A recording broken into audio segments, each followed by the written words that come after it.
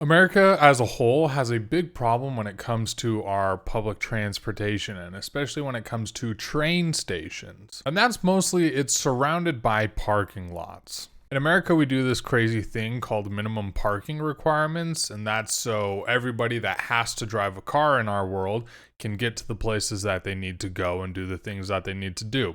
It's kind of a self-fulfilling cycle. You have to have minimum parking requirements because everybody's driving a car, and everybody's driving a car because there's minimum parking requirements, and walking anywhere is just a hassle. So when public transportation, like a train station, also has minimum parking requirements, you get essentially unused land right around train stations. And in Utah, I feel like the stop on the front runner train that explains this and shows this the most is the Draper Frontrunner Station. Now, I've got the Draper Frontrunner Station essentially in the center of the screen right here, and I drew a square mile around the Frontrunner Station. If we switch it to the satellite view, we can see just how much of this valuable land around such a key public transportation asset is just being completely unused or is not made for anybody that might want to be on foot. If you look directly around the Draper Station, you have parking garage, parking lot, huge parking lot, and parking lot. All of it is parking lots. Now, those parking lots are 1, minimum parking for the train station. 2, minimum parking for the eBay campus. 3, minimum parking for the Dell campus. 4, minimum parking for all of these different office buildings over here. And then you got big box office stores down here like RC Willey and IKEA, where most of the time people are buying furniture. This is like a furniture mecca over here right on the edge of the square mile. You have Furniture Row, IKEA, Ashley Furniture, RC Willey, Lazy Boy. You can't exactly take that new Lazy Boy you just bought on the train. You got all these parking lots down here as well. 1-800-CONTACTS, Progressive Leasing, Canopy Incorporated.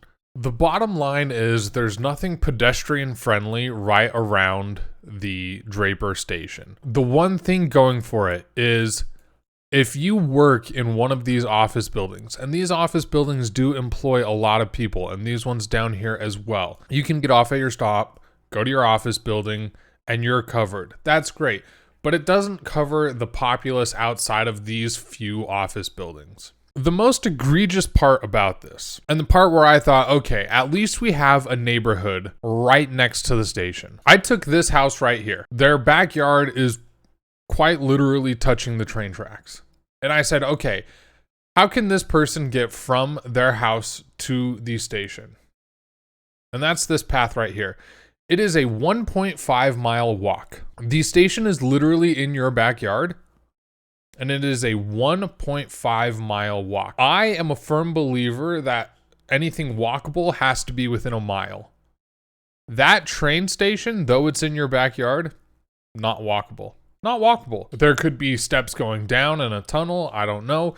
But as it stands right now, I do not claim this to be a walkable train station for this house whose backyard is literally the train station. And the Draper Frontrunner Station isn't the only one that's like this. It's all over America, and it's hemorrhaging our ability to get away from this car-focused mentality that we have. How much better would that land be if it was more developed and didn't have swaths of pavement all around it? How much better would it be for the people in those neighborhoods right next to it if they could just cross over the rail line, or if there was a tunnel going underneath, or something that allows them to have a maybe 100-meter walk instead of a 1.5-mile walk. These seas of pavement and tarmac and parking spaces are just ruining so much potential that the train could have, because people are going to keep complaining about I-15. Adding more freeway lanes isn't going to help. But if we allowed more people